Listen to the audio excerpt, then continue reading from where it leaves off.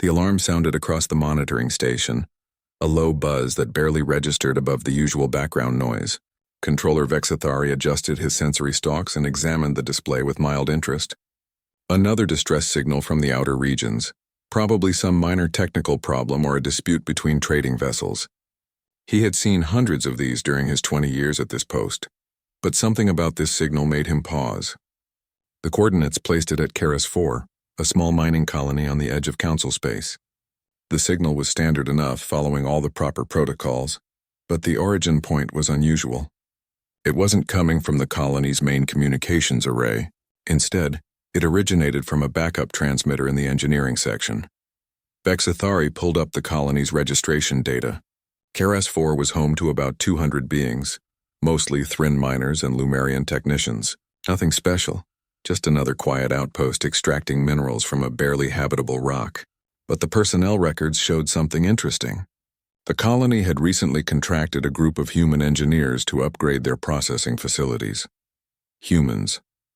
Vexathari had heard of them, of course. Everyone in the galactic community had heard about the newcomers from that strange little world called Earth. They had appeared 3 years ago, bursting into the galaxy with their crude, faster-than-light drives and their eager desire to make friends. Most species found them amusing. They were so earnest, so hopeful, so completely unaware of how the galaxy really worked. The controller opened the message itself and listened. A female voice speaking in clear standard galactic language with that distinctive human accent. She identified herself as Claire Donovan, chief engineer of the human contractor team. Her words were calm and professional, but Vexathari could hear the tension underneath. The colony was under attack. A group of Dravix corsairs had arrived 4 hours ago, demanding that the colonists surrender all valuable materials and submit to inspection. When the colony administrator refused, the corsairs opened fire on the communication arrays and landing pads. The colonists had retreated to the reinforced command center, but the pirates were cutting through the doors. They needed help. They needed it now. Vexathari felt a twinge of sympathy. Dravix corsairs were bad news. They were one of the most notorious pirate groups in this sector, known for their brutality and their complete disregard for galactic law. If they had decided to raid Karis 4, the colonists were in serious trouble. Still, it was just a distress call. He had procedures to follow. He forwarded the message to Commander Xyloth, the senior military officer on the station. Then he made a note in the log and returned to monitoring the other signals flowing through his systems. There wasn't much else he could do. Help would come or it wouldn't. That was how things worked in the outer regions. Commander Xyloth received the alert during his rest period. He was not happy about being disturbed. The Kryn officer had been dreaming about his homeworld's warm methane seas, and being pulled back to cold reality put him in a foul mood. He reviewed the message with growing irritation. Karis 4, a nowhere colony with nothing of real value, under attack by pirates, and the distress call was sent by humans. Xyloth felt his mandibles click in what his species used for laughter. Humans. Those soft, weak creatures from their absurdly dangerous little world. What did they think they could do against Dravix corsairs? He had reviewed the initial survey data on Earth when humans first made contact. The planet was classified as extremely hostile to most forms of life. High gravity, excessive oxygen levels, extreme temperature variations, and constant geological instability. The fact that any complex life had evolved there at all was remarkable. But it hadn't made the humans strong. If anything, it had made them fragile. They had no natural armor, no redundant organs, no ability to regenerate lost limbs. One good hit and they were done. Xyloth opened a communication channel to his fellow officers. Within minutes, a small group had gathered in the station's command center. He played the distress message for them, and the reaction was exactly what he expected. Amusement mixed with pity. Sub-Commander Kreth suggested they send a rescue fleet immediately. After all, galactic law required them to respond to distress signals. But Xyloth waved off the suggestion. He pulled up a tactical display showing the location of Karis 4 and the nearest Council military assets. The closest patrol group was 6 days away at standard faster-than-light speeds. Even if they left immediately, they wouldn't arrive in time. One of the junior officers, a young Thrin named Clix, spoke up nervously. He noted that humans came from a high-gravity world with dangerous conditions. Maybe that meant they were tougher than they looked. Maybe they could hold out until help arrived. The other officers found this hilarious. Xyloth explained patiently that environmental conditions didn't make a species militarily powerful. What mattered was technology, training, and experience. Humans had been in space for barely 3 years. They had no military tradition, no advanced weapons, no understanding of how galactic warfare worked. They were children playing at being adults. The discussion continued, with various officers offering their opinions on what would happen at Karis 4. The consensus was clear. By the time any rescue fleet arrived, the situation would be over. The colonists would be captured or killed, and the pirates would be long gone. It was unfortunate, but it happened all the time in the outer regions. You couldn't save everyone. Xyloth composed a formal response to the distress call. The message acknowledged receipt of the signal and informed the colonists that help was being dispatched.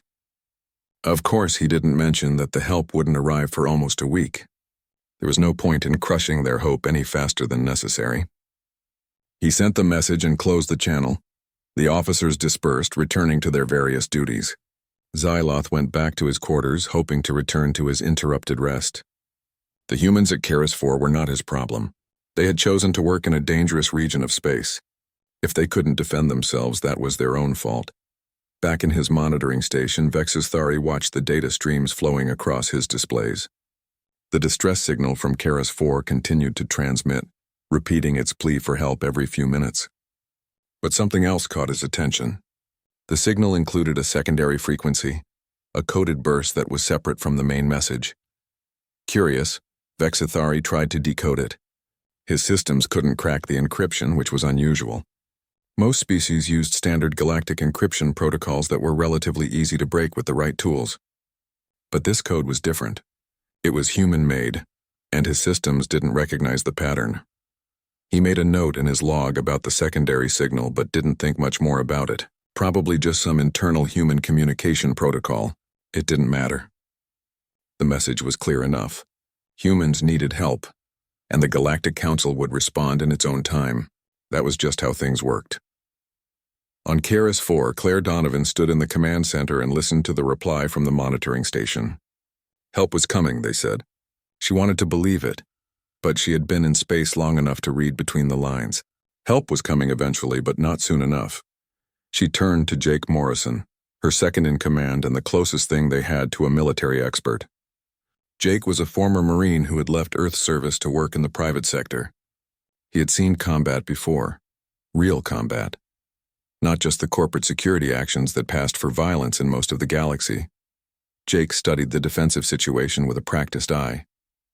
The command center was well built, designed to withstand equipment failures and minor accidents. But it wasn't designed to resist a military assault. The Dravix Corsairs had heavy cutting equipment and plasma weapons. Give them enough time and they would get through. He estimated they had maybe 72 hours if they were lucky. 3 days to hold out against professional pirates who had done this kind of thing dozens of times before. The odds were not good. Claire asked if there was any chance of the Galactic Council arriving in time. Jake shook his head. Council response times were slow at the best of times, and this was the outer rim. They were on their own, but Claire had one more card to play. The secondary signal she had sent wasn't meant for the Council. It was meant for Earth, transmitted on a frequency that only human military vessels would recognize. It was a long shot. The nearest Earth defense installation was weeks away, but it was their only real hope. Jake understood immediately. If Earth responded, they had a chance. If not, well, they would make the pirates pay for every meter of ground. That was what humans did. They fought, they endured, and they made their enemies regret ever crossing them. The two humans looked at each other, sharing an understanding that needed no words. Then they turned back to their work. There were defenses to prepare, people to organize, and time was running out. The Dravix Corsairs were coming, and the galaxy thought humans were weak. The pirates were about to learn otherwise. The Dravix Corsairs moved with the confidence of predators who had cornered their prey. Captain Thexacor stood on the bridge of his flagship, watching the mining colony through the view screen. His scaled lips pulled back in what passed for a smile among his species. This would be an easy raid just like all the others. Thexcor had been raiding colonies in the outer regions for 15 years. He knew how these things went. The colonists would huddle in whatever shelter they could find, hoping that somehow they would be saved. They would send their distress signals, and the Galactic Council would respond with meaningless promises. By the time any help arrived, he and his crew would be long gone with their prizes. His second officer approached with a status report. The colony's defenses were minimal, just some basic shield generators and a few security personnel with light weapons. The colonists had retreated to the command center, which had reinforced walls and doors. But it was nothing his crew couldn't handle. They had the equipment and the experience to crack any civilian facility. Thexcor ordered his ground forces to begin the assault. 100 of his best raiders descended to the surface in armored transports. They spread out around the command center, setting up heavy plasma cutters and shaped charges. The colonists were trapped. All that remained was to break through their defenses and claim what was inside. Inside the command center, Claire moved from station to station, checking on the refugees. The 200 colonists were crowded into a space designed for maybe 50 people at most. The Thrin miners huddled together, their insect-like bodies clicking nervously. The Lumerian technicians, beings of living crystal, pulsed with anxious colors. Everyone was scared and everyone was looking to the humans for leadership. It was strange how that had happened. The humans were the newest arrivals, the least experienced with galactic society. But in this moment of crisis, the other species seemed to expect the humans to know what to do. Maybe it was because Jake and a few others had military backgrounds. Or maybe it was something else, some instinct that recognized humans as natural survivors. Jake organized the defense with quiet efficiency. He positioned the few security officers they had at key choke points inside the facility. He set up improvised barriers using mining equipment and spare parts. He even managed to rig several explosive charges using materials from the processing plant. If the pirates broke through, they would face more resistance than they expected. Peter Walsh, one of the younger human engineers, monitored the communications array. He was barely 25, fresh out of technical school and excited to work in space. Now he sat at a console, watching sensor data and trying not to think about what would happen if help didn't arrive. The secondary signal Claire had sent was still transmitting, but there had been no response. Claire joined him, studying the displays. She asked if there was any change. Peter shook his head. The Galactic Council had acknowledged their distress call, but that was it. No updates, no estimated arrival time, nothing useful. They were alone. But then Peter noticed something odd. The long-range sensors were picking up unusual readings from the edge of the system. The signature was faint, barely distinguishable from background radiation, but it was there. Something was moving toward them at high speed. Claire leaned closer, trying to make sense of the data. The sensor profile didn't match any galactic vessel in their database. The energy output was enormous, far larger than anything a ship of that size should produce. And it was moving fast, much faster than standard faster-than-light travel should allow in normal space. Peter ran the signature through the identification system. The computer took several seconds to process, longer than usual. When the results came back, Peter stared at the screen in disbelief. The vessel was transmitting human identification codes. It was one of theirs. Claire felt her heart race. Earth had responded. Somehow, despite the distance, despite the odds, Earth had sent help. But it was just one ship, maybe two from what the sensors could detect. Against 12 Dravix vessels, that seemed like suicide. Still, it was more hope than they had a few minutes ago. She decided not to tell everyone yet. No point in raising hopes if the approaching ship couldn't actually help. Instead, she went to find Jake and brief him privately. They needed to hold out as long as possible. Every minute they survived was another minute for help to arrive. Outside, the Dravix raiders began cutting through the outer walls. The plasma torches burned white-hot, melting through metal and composite materials. The colonists inside could hear the cutting, could feel the vibrations through the floor. It was the sound of their protection being stripped away, layer by layer. One of the Thrin miners approached Claire, speaking in the clicking, chirping language of his species. The translation device on Claire's wrist converted his words to standard language. He wanted to know if they were going to die here. He had a family back on his homeworld, children who were waiting for him to return. Claire met his compound eyes and spoke honestly. She told him that she didn't know what would happen, but she promised that the humans would fight to protect everyone in this facility. They wouldn't give up and they wouldn't leave anyone behind. It was a promise she intended to keep no matter what it cost. The Thrinn seemed to take comfort from her words. He returned to his people and spoke to them in their own language. Claire couldn't understand the words, but she saw the effect. The Thrinn stopped their nervous clicking. They stood a little straighter. If the humans were willing to fight for them, then maybe there was hope. Hours passed slowly. The cutting continued, steady and relentless. The Dravix raiders worked in shifts, always fresh, always making progress. Jake estimated they would breach the main entrance within 24 hours. After that, it would become a close-quarters battle inside the facility. Jake gathered the humans who had combat experience. There were 5 of them total, including himself. Not much of a fighting force, but they would have to be enough. He explained his plan. When the pirates broke through, they would let them enter the first corridor. Then they would trigger the explosive charges, collapsing the passage and hopefully taking out a good number of raiders. After that, it would be a fighting retreat through the facility. Every room, every corridor, every doorway would become a battlefield. They would make the pirates pay for every meter. With luck, they could hold out long enough for the approaching ship to arrive and provide support. One of the other humans, a woman named Lisa Kent who had served in Earth's Navy, asked what they should tell the colonists. Jake thought for a moment. He said to tell them the truth. Tell them that humans don't abandon their own, and they consider everyone in this facility to be their own. Tell them that Earth is coming, and the pirates are going to regret ever attacking this colony. The words spread through the crowded command center. The colonists listened with a mixture of hope and disbelief. Could these humans really protect them? Could they stand against the Dravix corsairs? Most galactic species would have already surrendered by now, hoping for mercy. But the humans seemed determined to fight.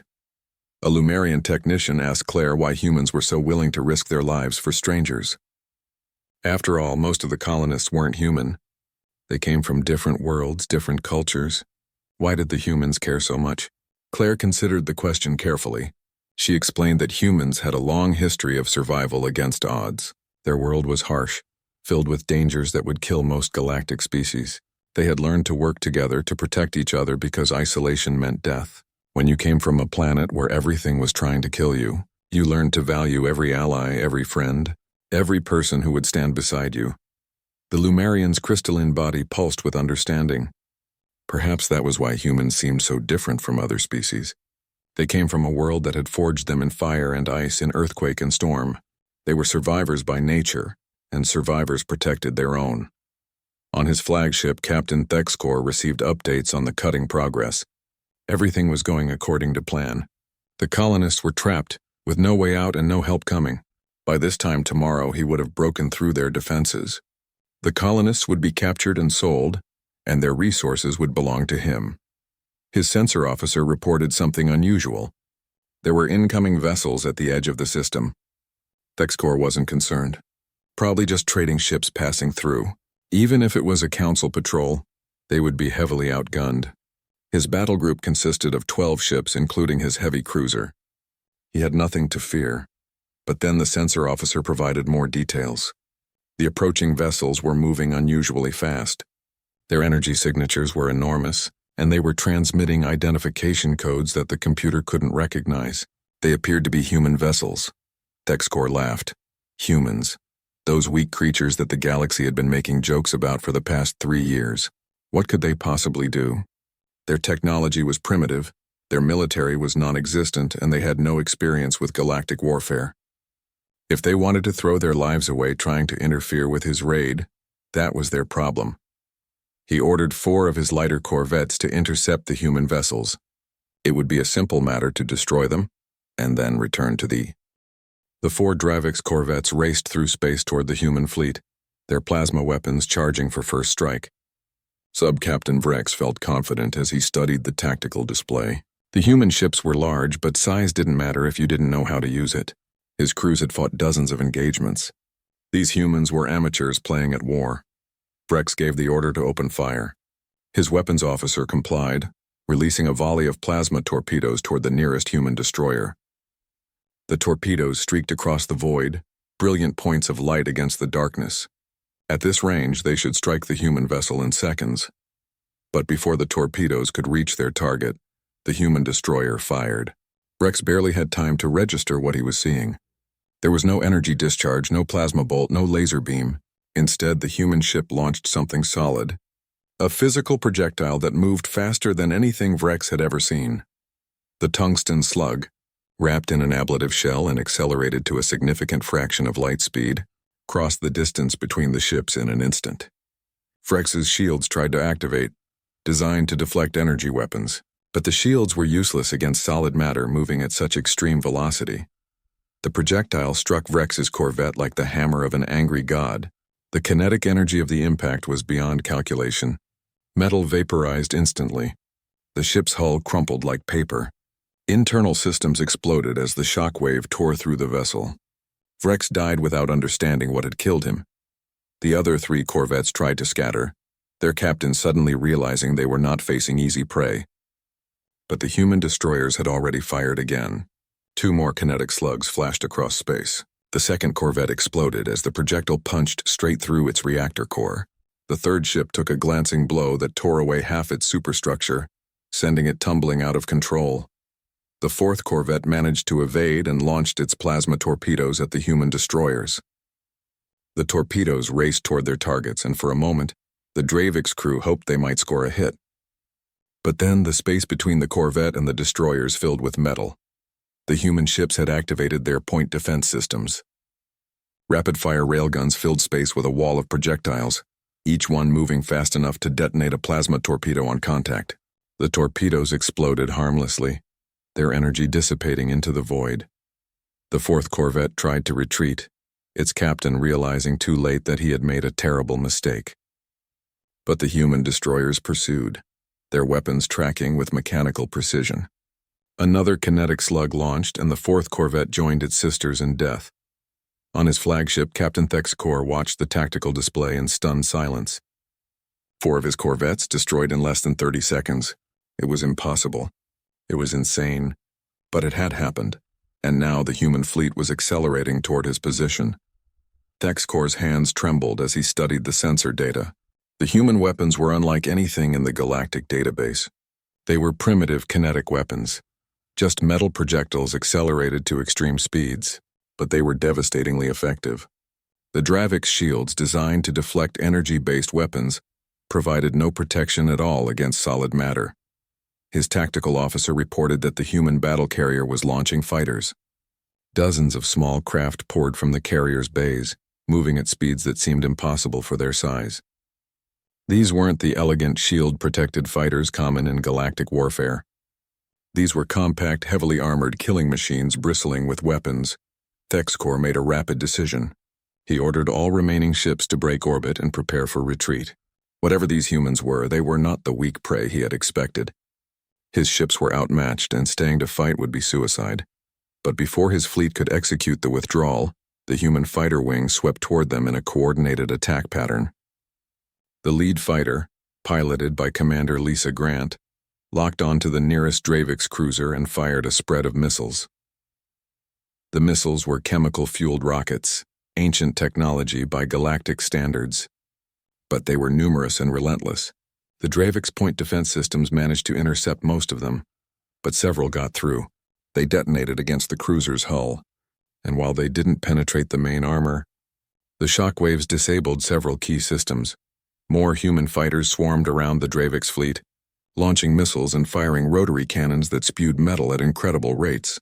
The Dravix crews tried to fight back, but they were overwhelmed. Every direction they turned, there were more human fighters, more missiles, more of that endless stream of metal projectiles. Inside the command center on Karis 4, Claire and Jake watched the sensor displays with growing hope. The human fleet was tearing through the Dravix forces with brutal efficiency. These weren't cautious, measured attacks designed to disable enemy vessels. These were kill shots, aimed at destroying threats as quickly as possible. Peter received a transmission on human military frequencies. He put it through the speakers. A male voice, calm and professional, identified himself as Captain Henry Blake of the UESS Valkyrie. He informed them that Earth Defense Forces were now in control of orbital space around Karas 4. Ground assault teams were preparing to deploy. Their job was to keep everyone alive for 15 more minutes. Claire felt tears streaming down her face, but her voice remained steady as she responded. She confirmed their position and provided tactical data on the Dravix forces inside the facility. Captain Blake acknowledged and signed off. Help was coming. Real help, not empty promises. Jake turned to the other humans who had been preparing to fight. He told them to get ready. When the Marines arrived, they needed to coordinate their actions. The Dravix raiders inside the facility would realize their fleet was being destroyed. Some would try to fight their way out. Others would try to use the colonists as hostages. Either way, things were about to get messy.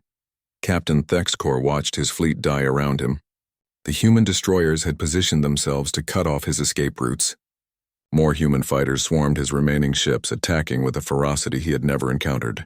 These humans fought like demons, giving no quarter and accepting no surrender. His communication officer reported that the ground forces were requesting instructions. The raiders inside the mining facility could hear the explosions in orbit. They knew something had gone wrong. Thexcor realized he had lost. His fleet was destroyed or disabled. His ground forces were trapped, and these humans were showing no mercy. He opened a general communications channel and attempted to surrender. He transmitted on all frequencies, hoping the humans would listen. He offered to release the hostages and withdraw his forces. He promised reparations, compensation, anything the humans wanted. Captain Blake received the surrender request on the Valkyrie. He studied the tactical display, seeing the Dravix flagship dead in space, its engines offline and weapon systems overloaded. He considered the request for a moment, then opened a response channel. His words were cold and direct. The Dravix forces on the ground would lay down their weapons immediately and release all hostages unharmed. Any resistance would be met with lethal force. There would be no negotiations, no terms, no mercy for those who refused. The Dravix had exactly 5 minutes to comply. Thexcor listened to the human captain's words with growing despair. This was not how galactic warfare worked. There should be negotiations, terms of surrender, agreements on treatment of prisoners. But the humans were offering none of that. They were simply demanding complete surrender or promising destruction. He transmitted the order to his ground forces. Lay down weapons and surrender. The raid was over. They had lost. On the monitoring station Zeta 9, Controller Vexithari sat in stunned silence as he watched the tactical data streaming from Karis 4. Commander Xyloth stood beside him, his mandibles hanging open in shock. The entire Dravix battle group, destroyed or disabled in less than an hour. The human fleet completely undamaged. Xyloth had been so certain that humans were weak. He had laughed at their distress signal, dismissed them as insignificant. Now he watched as those same humans demonstrated military capability that rivaled the most powerful forces in the galaxy. His hands trembled as he realized how badly he had miscalculated. Vexithari replayed the combat footage, analyzing every detail. The human tactics were unlike anything in the galactic military database. They didn't rely on energy shields or plasma weapons. Instead, they used kinetic weapons and overwhelming firepower. Their ships were armored like fortresses, designed to take hits and keep fighting. Their fighters attacked with a coordination that suggested extensive training and experience. But what disturbed Vexithari most was the ferocity. Galactic warfare was usually a civilized affair, with rules and conventions that all sides followed. The humans had ignored all of that. They came in with maximum force, destroyed anything that threatened them, and accepted surrender only on their terms. Commander Xyloth composed an urgent message to the Galactic Council. This was information they needed immediately. Humanity was not the weak, primitive species everyone had assumed. They had military capability far beyond what anyone had suspected, and they had just demonstrated their willingness to use it. Back on Karis 4, the Dravix raiders heard their captain's order to surrender. The drop pods continued raining from the sky, each one carrying a team of human marines. They landed in a coordinated pattern around the mining facility, creating a perimeter that would prevent any Dravix raiders from escaping. Squad leader Danny Cooper moved his team toward the main entrance, weapons ready and senses alert. Danny had served in Earth's colonial defense forces for 8 years. He had trained in every environment imaginable, from scorching deserts to frozen tundras. But this was his first real combat against hostile aliens. The training had prepared him for the tactics and weapons, but nothing could fully prepare someone for the reality of war. His tactical display showed the facility layout, provided by Claire from inside. Red markers indicated areas where Dravik's raiders were concentrated. Blue markers showed colonist positions. The mission was clear: neutralize the threats and secure the hostages. Speed and violence of action would be essential. The Marines reached the blown-out entrance where the Draviks had initially breached the facility. Danny signaled his team to stack up on either side of the opening. He pulled a flash grenade from his belt and tossed it inside. The device detonated with a brilliant burst of light and sound, designed to disorient anyone in the immediate area. Before the flash faded, the Marines pushed through. They moved with practiced efficiency, each member covering a specific sector. Their weapons swept the corridor, seeking targets. 3 Dravik's raiders stood in the entrance corridor, stunned by the flash grenade and fumbling for their weapons. Danny's team fired without hesitation. The railgun round struck the raiders with devastating impact. The Dravik shields flickered and failed, unable to stop solid projectiles moving at such high velocity. The raiders fell, their bodies torn apart by the kinetic energy. It was brutal, it was efficient, and it was over in seconds. The team moved deeper into the facility, following the tactical display. More Marines were entering from other breach points, coordinating their movements through the combat network. Captain Nicole Parker, commanding the ground operation from her command post outside, monitored all units and adjusted the plan as new information came in. Nicole was a veteran of numerous peacekeeping operations in Earth's colonies. She had a reputation for being tough but fair, demanding excellence from her Marines while caring deeply about their welfare. Today she was focused entirely on the mission: get the hostages out safely and eliminate any threat that stood in the way. Inside the facility, Jake heard the explosions and gunfire getting closer.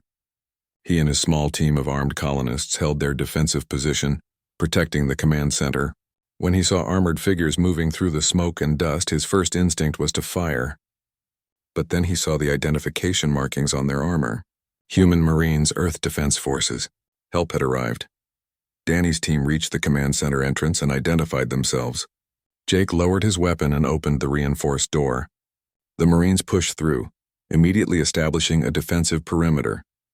Danny approached Jake and Claire, his helmet retracting to reveal a young face marked by determination.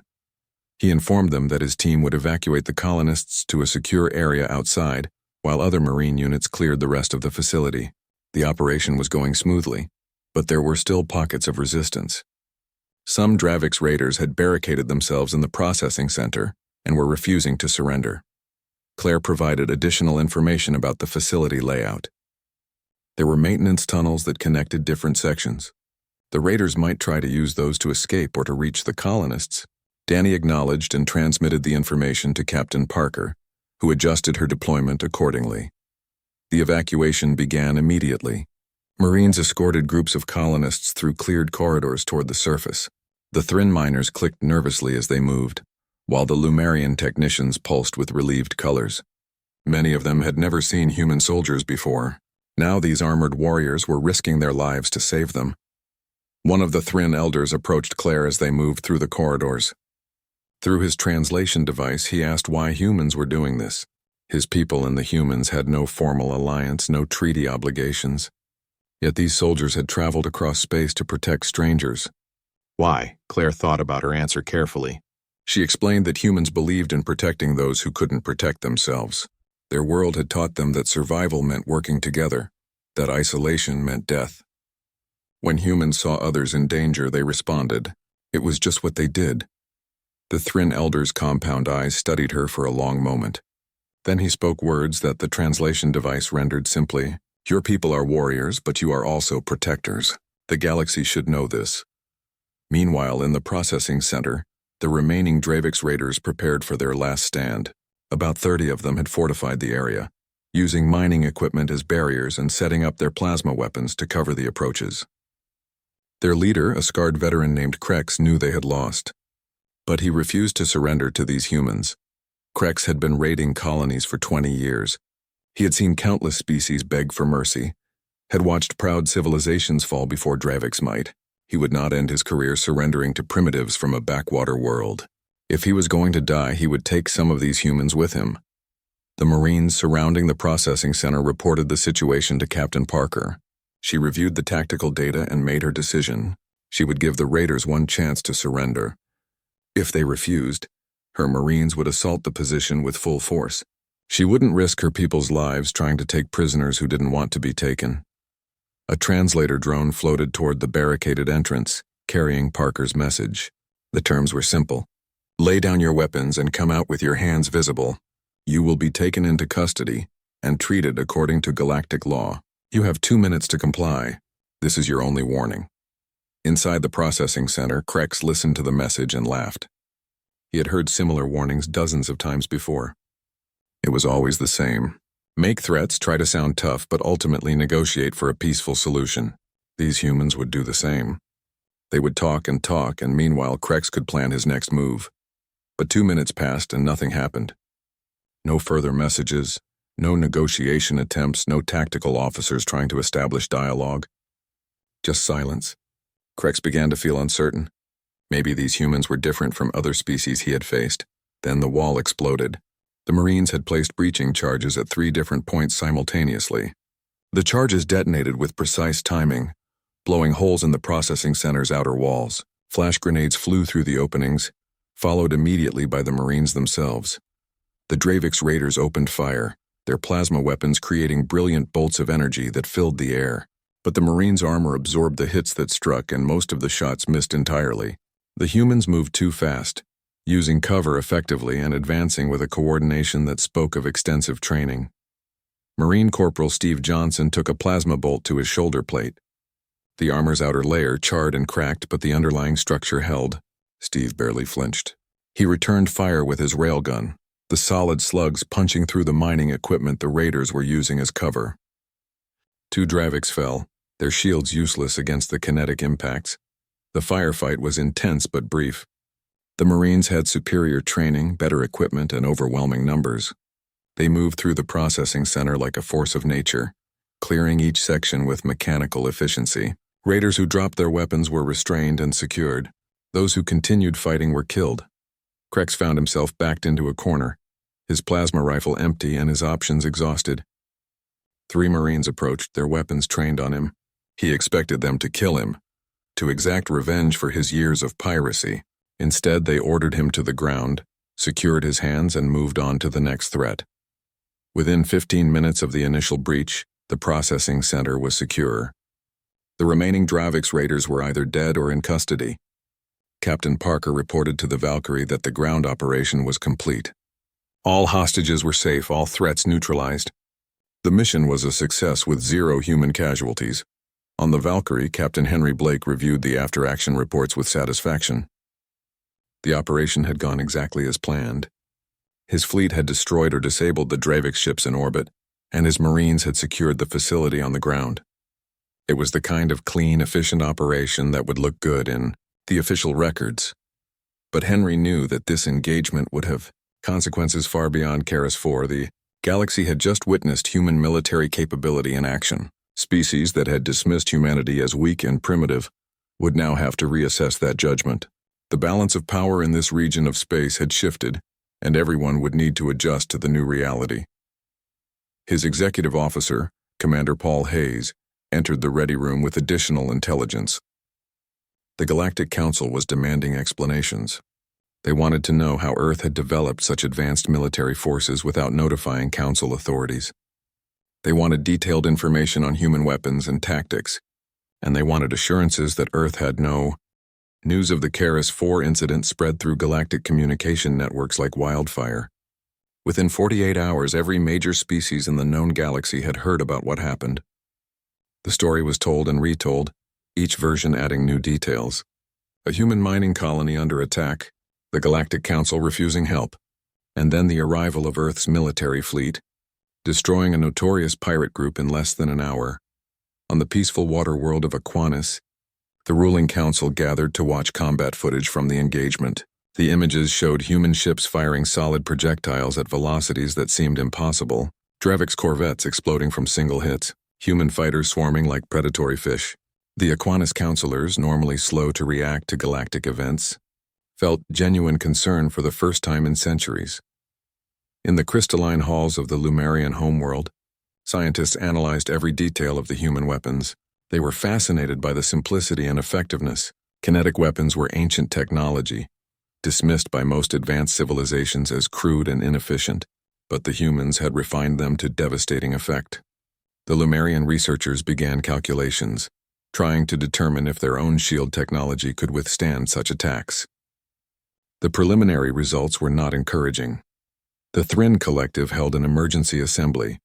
Representatives from hundreds of hive cities gathered to discuss the implications. The Thrin had always prided themselves on their military discipline and martial tradition. They considered themselves among the galaxy's finest warriors. But watching the human Marines operate at Karis 4 shook that confidence. The humans moved with a precision and aggression that the Thrin recognized and respected. These were not amateurs. These were battle-tested soldiers from a warrior culture. On monitoring station Zeta 9, Commander Xyloth sat in his quarters and stared at his empty hands. His career was over. He knew that without being told. He had dismissed a human distress signal, had mocked their capabilities, had failed to recognize the threat assessment. If he had sent help immediately, the Council could have claimed credit for the rescue. Instead, the humans had demonstrated that they didn't need Council protection. They could protect themselves. Controller Vexithari felt differently. He replayed the combat data obsessively, studying every detail. He noticed things that others missed. The human formations were designed for mutual support, with each ship covering the others. Their targeting systems prioritized threats efficiently, eliminating the most dangerous targets first. Their communications were encrypted with codes that even now, days later, the station's computers couldn't crack. Most importantly, Vexithari realized that the human fleet at Karis 4 was not some special task force assembled for the rescue. It was a patrol group, one of many. The implications were staggering. If humans had multiple fleets of that size and capability, they were a major military power.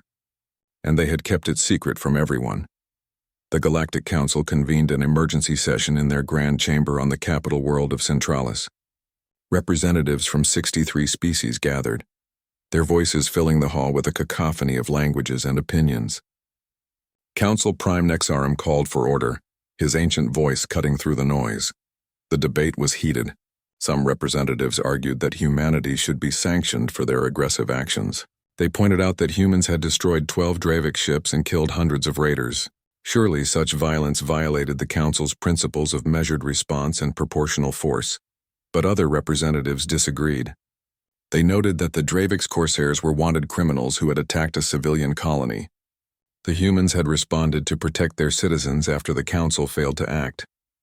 Technically, Earth had violated no galactic laws. Their methods might be harsh, but they were effective. Representative Quintar of the Elevated Collective spoke passionately in defense of the human actions. He reminded the Council that he had argued for immediate assistance to Karis 4.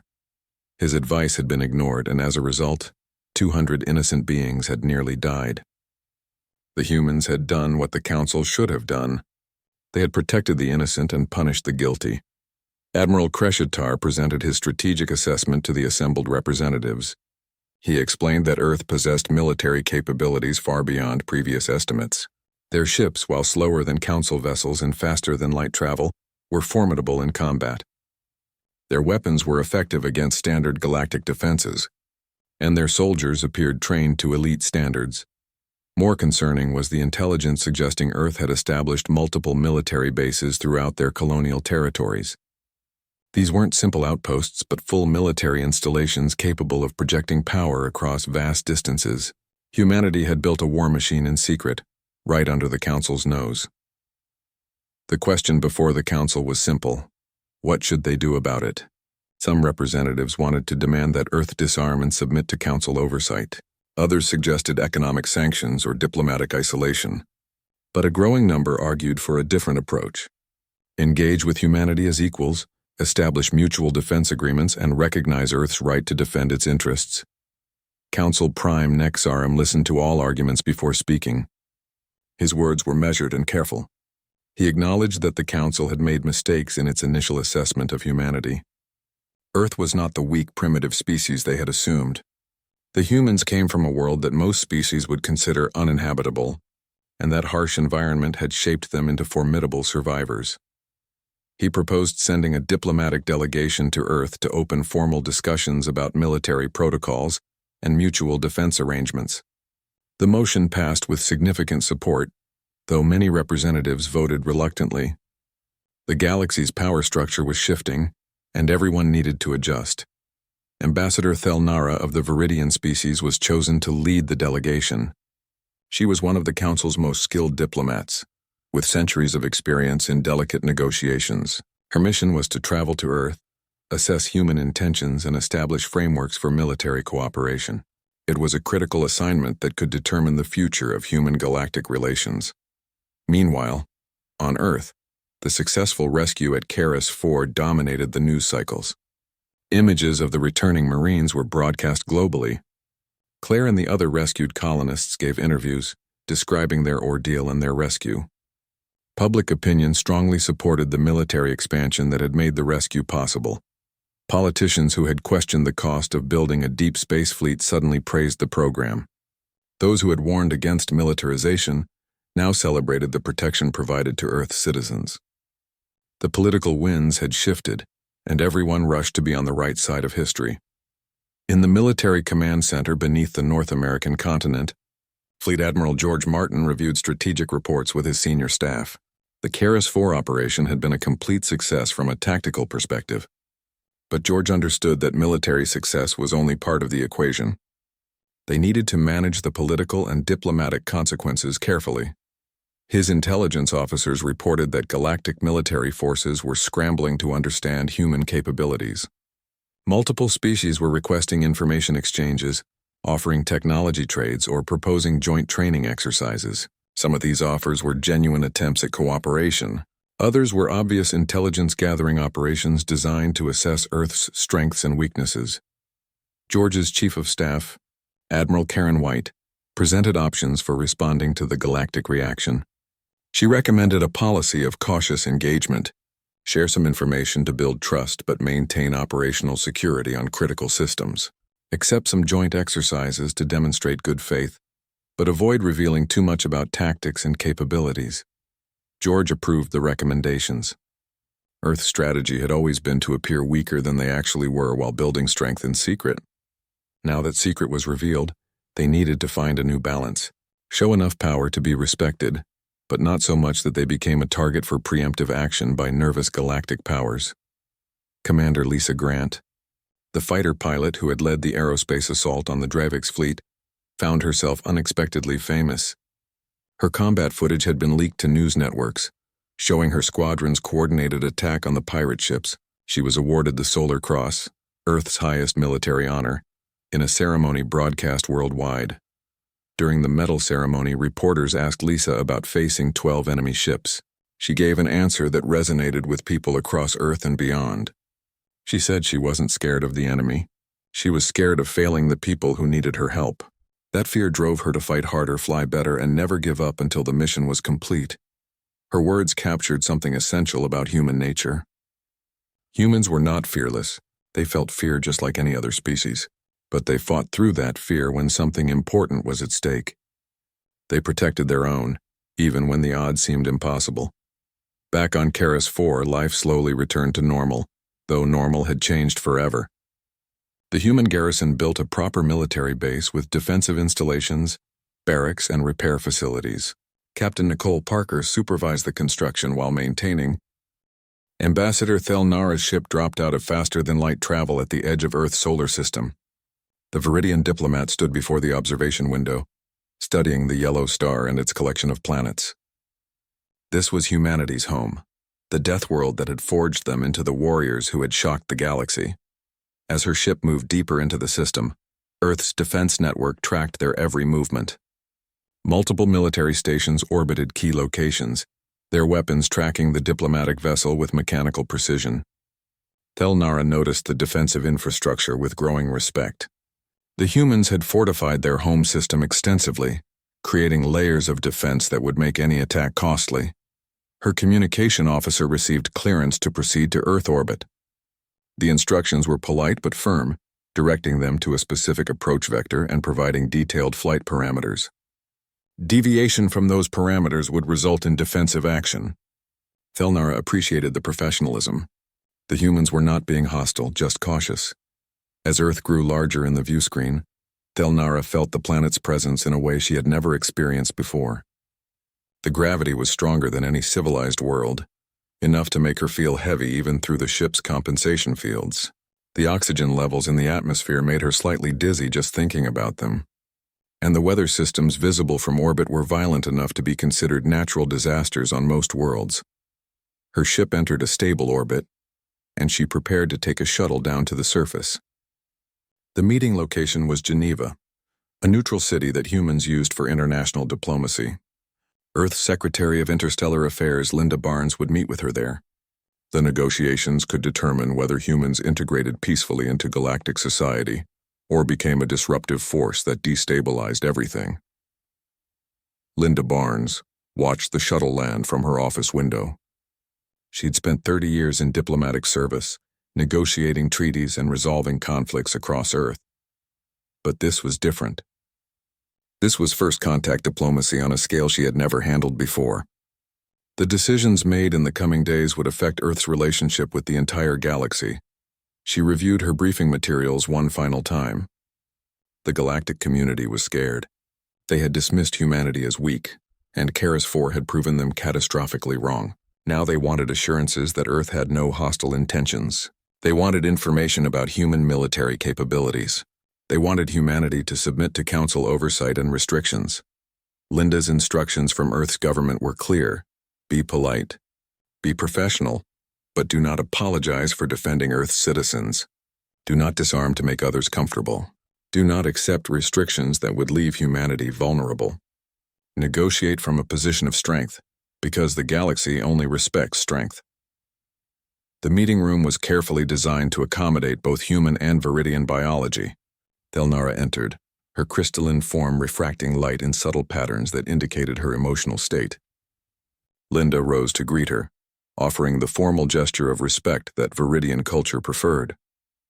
They sat across from each other, two diplomats representing vastly different civilizations. Thelnara spoke first, her words translated by sophisticated systems. She expressed the Galactic Council's concern about recent events. The destruction of the Drevix fleet, while legally justified, had been accomplished with a level of violence that disturbed many species. The Council needed to understand human intentions and capabilities. Linda listened carefully, then responded with measured words. She explained that Earth had no desire for conquest or domination. Their military buildup was purely defensive, a response to discovering that the galaxy was far more dangerous than they had initially believed. The Council's failure to respond to the Keras IV distress signal had confirmed Earth's concerns that they could not rely on others for protection. Thelnara raised the question that everyone in the galaxy wanted answered. How had humanity developed such advanced military capabilities so quickly? 3 years ago, humans were barely capable of interstellar travel. Now they deployed fleets that rivaled the Council's own forces. Linda smiled slightly. She explained that humans had not developed these capabilities in 3 years. They had developed them over thousands of years of warfare on Earth. The ships and weapons were new, but the tactics, training, and warrior culture were ancient. Humans had simply applied their existing knowledge to galactic-scale conflict. The conversation continued for hours, with both diplomats carefully probing and testing. Thelnara presented various proposals for military cooperation, transparency agreements, and mutual defense pacts. Linda evaluated each proposal, accepting some modifications and rejecting others. The negotiation was a delicate dance, each side trying to achieve their goals without alienating the other. Eventually, they reached the core issue. The Galactic Council wanted humanity to limit their military expansion and accept oversight of their weapons development. In return, they would offer full membership in the Council and protection under galactic law. Linda considered this carefully, then gave her answer. Earth would accept Council membership and participate in joint military operations. They would share basic information about their capabilities and maintain communication protocols, but they would not limit their military or accept external oversight of their defense programs. Earth security was not negotiable. Thelnara felt frustrated but also understood the human position. In their place, she would make the same choice. Still, she had to ask, what assurance could humans provide that they would not become aggressive expansionists? History was full of military powers that grew too confident in their strength. Linda's response was simple but profound. She asked Thelnara to consider what humanity had actually done at Karis 4. They hadn't conquered the colony or claimed it as Earth territory. They had rescued civilians from multiple species, protected them equally, and established a garrison to ensure future safety. Human soldiers had risked their lives for beings they had never met, from species they barely knew. That, Linda explained, was the core of human nature. Yes, humans were warriors. Yes, they could be fierce and dangerous when threatened, but they were also protectors who valued life and believed in defending those who couldn't defend themselves. That tradition came from Earth, where humans had learned that survival meant cooperation and mutual protection. Thelnara sat in silence for several minutes, processing this. She had reviewed the Karis 4 rescue operation extensively. The humans could have used the situation for political advantage, demanding concessions or territorial rights. Instead, they had simply saved everyone and left a garrison to prevent future attacks. Their actions matched their words. The negotiations continued over the following weeks. Gradually, a framework emerged that both sides could accept. Earth would join the Galactic Council as a full member with voting rights. They would participate in joint anti-piracy operations and share intelligence on security threats. They would maintain open communication channels and respect established territorial boundaries. In return, the Council would recognize Earth's right to maintain whatever military forces they deemed necessary for self-defense. They would not interfere with human weapons development or demand oversight of defense programs. And they would formally acknowledge Earth's sovereignty over its colonial territories and the right to defend those territories by any means necessary. It was not a perfect agreement.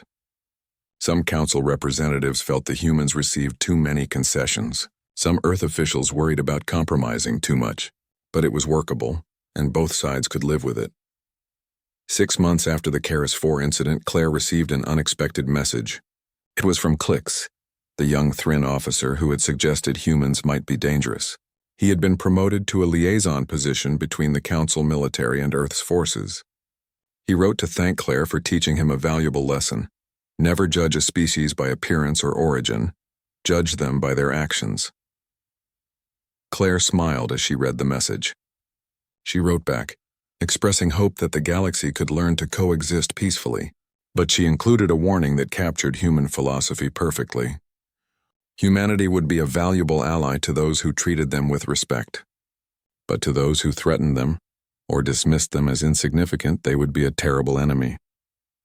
The choice was up to the galaxy. On Earth, Fleet Admiral George Martin stood on a cliff overlooking the Pacific Ocean. The sun was setting, painting the sky in brilliant shades of orange and red.